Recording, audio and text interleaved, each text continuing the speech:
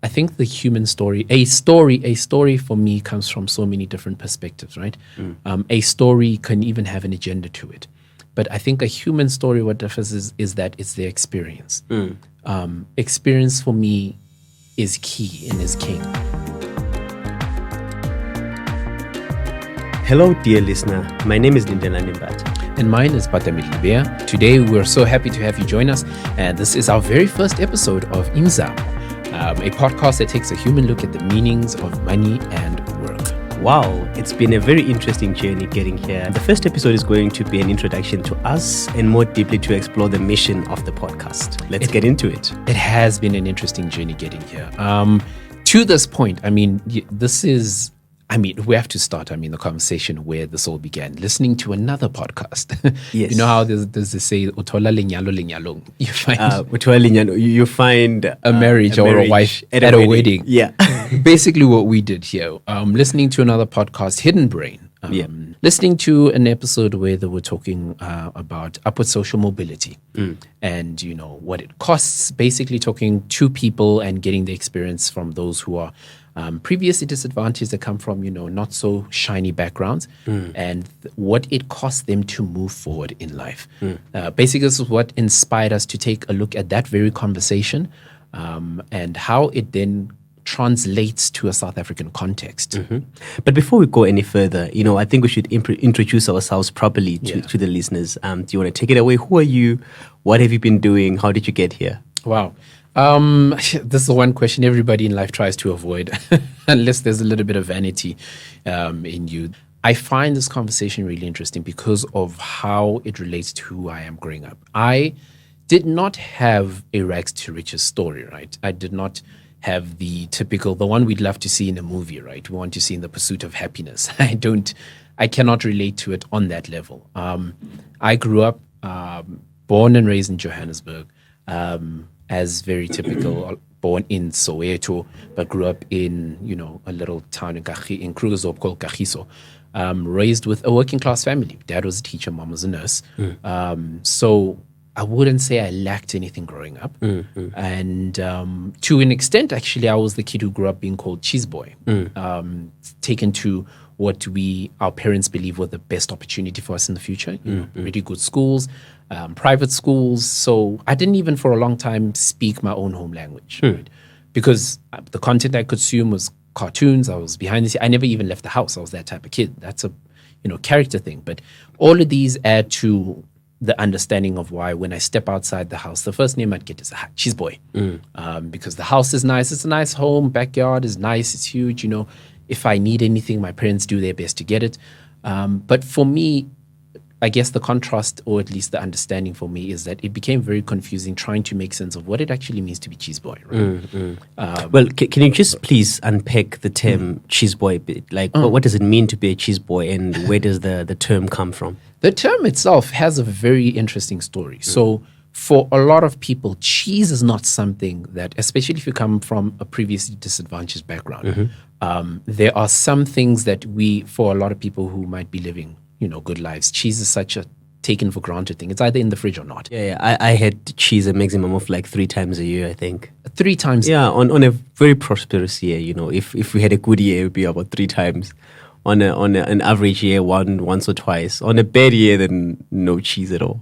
For me, which is insane to even think about something like that, because I'm one of those kids that took it for granted, like that sometimes put cheese in a polony, and it would be lunch, and I just cheese and polony again. Yeah, and you don't even like it, dude. I don't even like it because I'd have it Monday, Tuesday, Wednesday. It's just like, okay, I'm over it. Sometimes I'd also peanut butter and jam, but it speaks to what one might define my privilege, right? That's how the term then Cheese Boy comes around. You, somebody in their home, you have cheese. So Cheese Boy, like, how do you have this thing that most of us only see once in a while? And that's how I guess grew up. I was called Cheese Boy because of my family's living situation. For me, the context is completely different. When you're living in the home, you see where the holes are, right? You see your parents trying to plug here and there, doing their best. But for me, that's my context. Growing up, I was this kid who was known as a cheese boy, and I still have aspirations and ambitions outside of that. And what then does that translate to? What does it look like to be someone who comes from what one for someone else might see as a soft life, what then do I aspire towards? Long story short, that's my background. Interesting. My experience was both similar and different from yours, right? Like it was different in a sense that I didn't grow up really having everything that I wanted, especially, but I had most things that I needed. And my family wasn't, I wouldn't say we were poor. You know, I think one thing that I've said in the past is that during supper every evening we could eat meat, you know. But at the same time, there was an absence of things that it would have been nice to have. And sometimes things that you needed would have to be delayed. You know, you'd have to go to school, during some years with a torn jersey until, you know, they can get the money to get a new one for you. So that was the context, you know. And I think I grew up in a community that I would say is more impoverished than maybe where you grew up in Soweto, you know. So even if you didn't have a lot, like just having, you know, did set you apart. In you know, in the land of the blind, the Cyclops is king. So and my dad worked, and we could get things like, you know, video cassettes and VHS, which was not things that other people had. We had a TV game in the late 90s, and then later on a PlayStation. So it was like existing in two worlds in a sense. Like you could see poverty, but at the same time, you could go over to your dad's house and play a PlayStation, and like it was that sort of experience. And I grew up the dusty streets of KZN, very strict home. I wasn't allowed to chew gum. Same. I wasn't allowed to chew gum. And if you're sitting on the couch and an adult comes in, you need to go and sit on the floor. Yeah. You know, those sort of rules. You're not allowed to just operate the television on your own. Really? Yeah. And also you can't just go to the fridge and just like whip it open and say there's cool drink and it's mine now. No, you could not claim. That I understand. you could not claim. Because like it had to be rationed, right? Yes. So if there's, let's say, 2 liters of cool drink, if I grew up in a large family, there were 17 people living under one roof. 17 people in 3 generations. So my grandfather had 10 kids with my grandmother. Okay. So that's already huge. That's pretty big. And I think those kids had kids of their own, and then some of them left to work here in Joburg, but they left some of their kids back in KZN. Oh. You know, so there was the generation of the grandfather, there was their kids, our parents, and then there was us. And I grew up there, so I actually called my maternal grandmother and grandfather Umama no Baba, so mom and dad. Sure. And I call my mom by her name even to this day. My mom, when I talk to her, I say Sbongile. Wow. And we both say mom to the same person who is my great-grandmother. My grandfather passed on about 11 years ago. Sorry to hear that. It was a long time ago. Was it the last time I cried? The last time you cried? Yeah, I think it was in 2009 when I cried again when I had my heart broken in 2014. But like, I don't want to say it's good, but it's good. 11 years, twice in the past 11 years. We'll talk about that on a separate episode. We'll talk about that in a separate episode. So that was like, so my background. So if there was Coca-Cola on the fridge, you know, it's like we had to think about the needs of the entire collective and not just, you know, you can't just be the one person that gets access to that. And my grandfather was very strict. Yeah. About that sort of thing. You know, I didn't really have a one-on-one relationship with my mother because they weren't allowed to discriminate between the kids. So you have your son and you have a child here in the yard, in the home, but then you need to treat everyone else's child equally as well. So if you bring something home, you're not allowed to just bring it for your kid. It needs to be, divided among all the kids. You know, I couldn't get privileged access to my mother. So that was like the context. And then I grew up, came to Joburg because that's what we do. There aren't opportunities in KZN. It was a former ESCOM town. And then ESCOM left. And then there were no jobs after ESCOM left. So everyone leaves. It's a place that if you want to make your life, you need to leave and go somewhere else. Came to Joburg, studied a bit, worked a bit, and now we're here. And I'm an aspiring rationalist. So what that means is I'm trying to see reality for what it is, you know, just navigate the world and see truth and find truth and use it in my own life. I'm a skater, a reader, and a person who loves and enjoys series and podcasts, you know, so that is me. Just to add to that, I guess interest for me is I'm a random person. I love engagement. I love talking to people. but I'm not much of a people person, social recluse to some extent. Broadcaster, copywriter. This is who we are today, right? This is and let's just explore where we are currently in terms of our career and in terms of our goals. That's at the heart of this podcast. What is it to make a life and to make a living, and where does that place us in the society that we live in? Yeah. Okay, so where am I right now in life? It's a tough one. It is a tough one and I don't know where to start. I don't know how far back to go. I think I have a place to start, right? Mm-hmm. I am a very different person than I was when I was in varsity, which was 2011 to 2015. Mm-hmm. So 2011 to 2013, I was doing my undergrad, and then 2014 I was working. Then 2015 I went back to school, and I could feel myself shifting. That's when I became the Lindelani that I am today. When I was younger, I was very oblivious and happy. We grew up climbing trees in KZN, herding goats and planting in gardens. That was like the sort of childhood that I had. And I outsourced all my decision making. Like, actually, it's not that I outsourced it. Like, our parents would dictate what happens in our lives, And I didn't have to think hard about how to live my life. I was always told what I ought to be doing. Yeah. And outside the family, I had friends that were older than me. So I started school in 1998 with people that were born in 1991, but I was born in 1992. So my friends were always older than me, because they were a year older. Yeah. And they were... and 1992, towards the end of the year, so I was born in November 1992. Yeah. So almost 1993. Almost 1993. So they were like a year and a half older than I was. So they would figure things about the world quicker than I did. Mm-hmm. And then I was just happy to just like live life according to what they think. But then when I grew up and I was in varsity, I had to do the hard work of trying to now start making my own decisions. And I did not know how to do that, right? And I started exploring what it means to be me and like finding my identity. I think university has that character for a lot of people that go.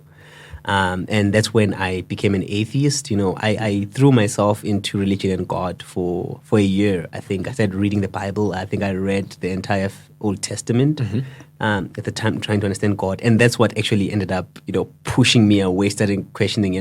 There are passages there where when the Israelites were released from Egypt, he says, instructs them to go and conquer other nations and kill everything, even the dogs. I was like, what did the dogs do? Like, what did the dogs do anything? So things like that made me start questioning religion, and then my values started changing. I was squeezed out of it as well. I started thinking about who I am, my identity, and I shifted from being the boy that wants typical things. You have this arbitrary number, you want to be a millionaire, you want to live the good life, and I started really introspecting and discovering things that matter to me, which brought me to the person that I am today. Professionally, I was a strategist for a long time. Sure. And now I'm exploring UX because I found that it's very interesting. It's interesting work to try and make products that mirror people's wants and needs. It's a very fulfilling thing to be doing. And the career prospects are great. So that's what I'm doing now through Muzi. Again, I'm doing the Grow with Google course. And I'm getting through that at the moment. And I want to see where that's going to take me. So I'm unemployed, semi-employed for about 4 months now. Okay. Very interesting journey. Dating has been very interesting, but that's a story for another day. I can imagine. You mentioned Umuzi. I guess I'll start it from there just as a touch point. To give context, what Umuzi is, it's an organization that helps young, black, talented individuals upskill so they can get access to high-value careers, right? Very important that I think we throw that up front, because access to high-value careers plays such a critical role in the conversations that we're going to have in the series. There's questions of access, there's questions of careers, even the idea of high value is something that will at some point, I'm assuming, pop up in our conversations. I went through school, private school and all of that. I did not go to university. I guess this is also one of the soft landings that I had because of my life. Because there's nothing that I had to really strive for or chase towards, I didn't chase towards anything at all. So it comes a point where you have to go to varsity, and I was just like, I don't know. I'm not doing this. Yeah, what do you want to do? I don't know. I don't know who I am yet. I haven't figured that out. dabbled a little bit in business management, never finished the degree. I think I got third year, left it. And then, I was just like, I don't get this. I get it, but I don't like it. It's not me. Ended up joining a local radio station and did broadcasting. Somebody said, you have a nice voice. And I was like, okay, let's dabble. All of this speaks to this softness, right? Others might call it soft life, but the privilege of being able to even choose, right? You mentioned earlier that how your parents will often tell you what to do. My parents did try, but I guess my upbringing allowed me to just be easy about it. Got into broadcasting. I got over that quickly. That's when I found a museum and we're like, hey, we could do, there's opportunities. I chose copywriting right now. I work as a copywriter at Umuzi, head of copy. So that's my field in marketing and advertising. But the creative field for me still speaks to the same thing, that only in creativity can you be who I am. Creativity does that. You can create art, you can create whatever. Speaking to the world and trying to shift the world, trying to get people to see different things with us, creating music or whatnot. But not avoiding the reality, but not necessarily having to deal with it head on. That might sound complex, but it's the best way I can give a sense of my life. I don't avoid the world, but I don't deal with it head on because of my very upbringing. And that's where I am right now. I'm a person who doesn't want for much. I wouldn't say I'm rich. I wouldn't say I'm poor. I can eat, I can dress, but I don't want for much, and that's my privilege. You're becoming a monk, basically. Basically, a monk. I think at this point, I think it's worth giving proper credit to the podcast Hidden Brain that inspired the entire podcast that we're doing, So the podcast was Jennifer Morton discussing her book, Moving Up Without Losing Your Way, the ethical cost of upward mobility, and that was on Hidden Brain. And I just want to, explore why that podcast and episode resonated with us so much, So what are the things that stood out for you and that made you excited or eager or motivated to want to do this podcast? I think, honestly, because a part of me, I heard, do you know what I loved about it? Like, there was the aspect where they introduced people's journeys. It wasn't just about, telling us, it's what people go through, their strivers. And they introduced people's journeys, right? Different case studies and experiences, people saying that this is the life that they lived once they moved out or had to move out of what we call moving out of the hood. Things changed. People treat them different. For me, what got me excited is that it was not my experience. At all. That's what got me excited, that I've heard the story so many times, but I cannot for the life of me relate to it. And I've tried, and I've tried to even place myself in that position, saying that, yes, I live in a nice house, but it's still in the hood. So maybe I have that, right? Maybe I can relate to that. No, I'm from the hood. But to be completely honest, I can't relate to that story. And the people's journeys in the podcast of the things that have to sacrifice, moving out and people calling you saying, since you left, man, we don't see much of you. You've changed. I don't have that at all.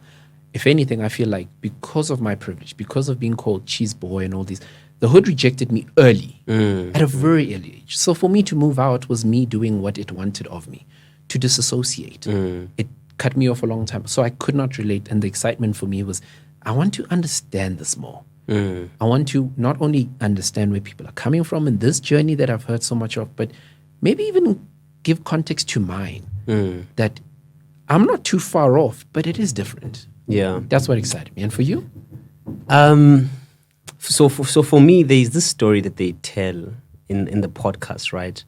Of this man who had dreams. I think I'm gonna tell it badly, but please go listen to the episode to get the story as it was told there. So this man has a dream to succeed, And I think he meets a being at the bottom of the stairs. Sure. And then he says, your goal is at the top, right? So everything that you're going to want and need is at the top, right? And you can begin your ascent, right? And then when he starts off at the bottom is with the people that he loves and lives with and grew up with. So everyone that he loves is there at the bottom of the stairs with him. And then okay, to get everything you want, you need to ascend. But then the trick was that as he ascends, he was hearing the screams of the people that were left at the bottom as he was going to his dreams, right? And then in order for him to continue up on the journey, he had to sacrifice his senses, so he had to sacrifice his ears so he doesn't hear their screams. He had to sacrifice his eyes so he doesn't see their suffering, And by the time he gets to the top, he's forgotten and doesn't even recognize or can't even perceive the world that he left behind, the world that made him, the world that he comes from. And that's what really resonated with me, because it's an experience. It's not as extreme as the story, tells it, but I've had a similar experience. I grew up around a certain set of people and ways and customs, and now I think I'm in some ways an opposite of what I grew up with, So I could resonate with that, the moving up, on the journey, and the forgetting or the not recognizing of what you're leaving behind. That resonated with me. And also there was also the practical things, about how do you relate to your family now that a lot of people that and love don't have as much as you. What's your relationship to them? What's the relationship with money and you and them? Is this an obligation to help them? Is it something that you choose to do? Where do you land there? And when I was hearing the story of these strivers, that's what they call them in the episode, I was like, that is recognizable. That is human. I know what they're going through, and I really want to explore this and look at the current context that we have here in South Africa. I think the value that we'll get from this is the conversations that we'll have moving forward in the episodes on this series of this podcast. That there are so many stories that have been untold that need to be told. There are so many stories that have been told but really not heard. Then we'll be talking about existing in two worlds, as I was saying. There's this world where you see people living a certain way, you see them fighting to survive, and then later on you are in 4 ways having dinner, for you to have access in both these worlds. And often people don't know that the people in both these worlds don't, come together. Yeah. Some of us are travelers, we exist between these two worlds. And also, we'll talk about, money being the biggest taboo, almost no one would answer the question, how much do you earn? Yeah. Why is it so difficult to really get into that and just be transparent about money? I wish we were, If it were up to me, everyone's salary would be on a wall somewhere. And I think there are countries like that, actually. One of these Scandinavian countries, I think they're the beacon of human progress. You can, if you're going on a date, you can just say Patamedi Lebea and see how much pet earns. Wow. Everyone is on a public database. And then also we look at South Africa, the context that we find ourselves in. Look at the socio-economic landscape. We're going to talk about South Africa's transition from apartheid to how we live now, and what way it fits and what the story is there. And then how can we understand South Africa in the context of global capitalism? Yeah. And then people hate capitalism these days, and I'm not one of them, so we'll see. We'll see where that lands us. So those are the themes that we'll be exploring in the podcast. Those are some of the things that we'll be talking about, and we'll have guests. Yes. And, can you talk about the role that the guests are going to have in the podcast and in future episodes? I think the experiences and their stories. We'll talk to people who are on this journey, on this move, right, towards wanting more, desiring more. So we'll talk to guests that are part and parcel on this journey, what it means for them, what it costs them to move forward. We'll talk to guests who have experience, right, whether it's in the field of economics, just giving us their insights to, as we're talking about South Africa and the question and the concept of money, what it means, when we're talking about money in South Africa. Just the experience, their stories, and, as more importantly, also their truths, the human truth behind all of this. There's insights that we gain from this. But I think just that human truth, a human take on it. We can get into all the politics about it as much as we want. I know you and I will back and forth on it quite a bit. But these guests that we'll be bringing will be sharing their human truths and the experiences on this journey of upward social mobility. How is telling a human story different from telling a story? And why aren't we telling a story? I think the human story, a story for me comes from so many different perspectives, right? A story can even have an agenda to it. But I think a human story, what differs is that it's their experience. Experience for me is key and is king. Experience for me is, this is what you've learned. This is what you've gone through. one can tell me the same way we were raised, and we'll hear so many stories. I'll use a very horrible analogy. When we were young, and they'll tell you, don't go out or don't drink. These things are bad for you. Right? And you'll be like, hey, man, you're killing my vibe here. But your human story is that when you did go and do these things, what did you learn? Maybe it wasn't that bad, or maybe it was horrible. But your human truth, your human story is the truth behind it for you. Right? And we're not turning it into a theology. We're not saying this is the root. We're not saying we have the answers. But your human truth is an insight. That's why human stories are so important. Yeah, I agree with absolutely everything that you're saying there. And I just want to add that another definition of human that we have here is we want to be as open as we can be. We want to be honest, open, and just really like some of the most interesting things that I've heard and learned from other people came when they were willing to go below the surface. Right?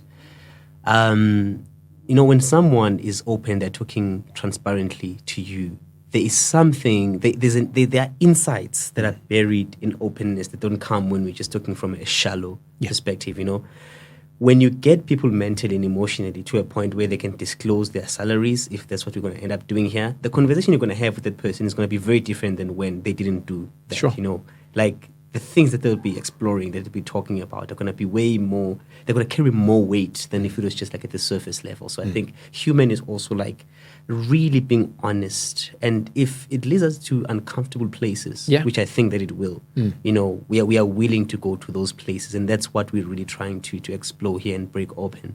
And we don't think it's going to be easy. No, we're here for the human truths. I think to bring this to a wrap, simply put, we don't have the answers, but we want to ask the questions. We're willing and not afraid to ask these questions.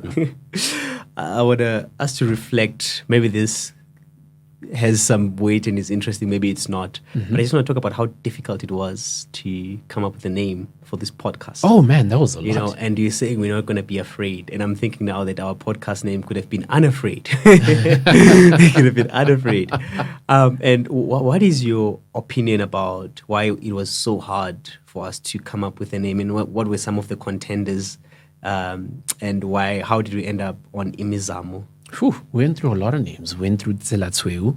I think start from the very beginning. Start from the beginning. Soweto to Sandton. Soweto to Sandton. Soweto to Sandton, I think the name came between, if you need more context, so Sandton, the richest square mile in Africa, basically that's all you need to know about Sandton. Yep. And Soweto is almost, it has a place in history as almost the site for historical revolution when it comes to things like apartheid and fighting racial domination through like your June 16 protests, so on and so forth. So it's just that the Soweto being this place where, black people were segregated to, saying, this is your place, this is where you belong. Sandton being this ideal place where we all aspire to be. And that journey between where you've been put and where you want to get to. Soweto Sandton was the original idea. We went through a lot of names here. Yeah. The challenge is that how do you encapsulate so many people's journeys that are so different in a single name, right? We had Dear Money. Yes, and then there was Tselatsweu, which means like directly translated as White Road, but yes, it speaks to great journey. Yes. May you have a journey with few obstacles. Yes. May you have a smooth journey. Yes. Yeah. May you have good fortune even. Good fortune. Yep. That was the other one. Tselatsweu. We went through. There was Yinde, which is like we're recognizing that the road to success is long. It's a long one. But like I think that what that was ignoring is the obvious thing that I could have had a trust fund and it's not that long. Yeah, man, that long for you. Very short journey actually. Trust fund. When I'm 21, I unlock my trust fund. I get a thing, and just a matter of age. Yeah. And there was Uhambo, which means journey. Yeah, journey. There was Mojo. I don't know where it came from. But like, I think the important thing here was that in considering all these names, we wanted to capture the emotional experience that we're hoping the podcast is going to have, the emotional impact and experience, and also all the complexity. It's all in complexity, and we ended up in Imizamo, which means endeavors or attempt or the hustle. Or the hustle. And we think it's like it's really wraps up a lot of things that we care about and we're trying to achieve in this podcast, doesn't it? Yeah. And imizamo is where we landed. Yeah. Imizamo, exploring the human side of money and work, and I think it works, man. It works. I love it. I love it. What would be the abbreviation for imizamo? Imzamo. Imzamo. Yeah. Or zizi, if we're just being lazy and... We dabble in laziness. We are intellectuals with an accent. We don't do much for success. Thank you for having this wonderful conversation with me. I hope that it's a beginning of a long journey exploring the human side of work and money. And thank you to the guests, you know, that are tuning in and listening to this conversation. And if you want to be on the podcast, if you hear this and you think that, you know, you want to share a perspective, if you want to disagree with us and you say, like, guys, like, actually, nonsense, come and say nonsense. Yeah. I think there's something interesting about having opposing sides. Like, my worry is that you and I agree a lot. You know, I hope that the episode on capitalism is going to remedy that. Oh, we disagree. It's going to remedy that. But like, we do want differing perspective. We want to be corrected. We want to be better. You know, we want to follow the truth wherever it leads us. So come to the podcast. Write to us. Yeah, but thank you for being a part of this conversation and to more conversation as we try and find as many truths and answer as many questions as we can. You've been listening to Imizamo. Imizamo. Catch you next time. Thank you.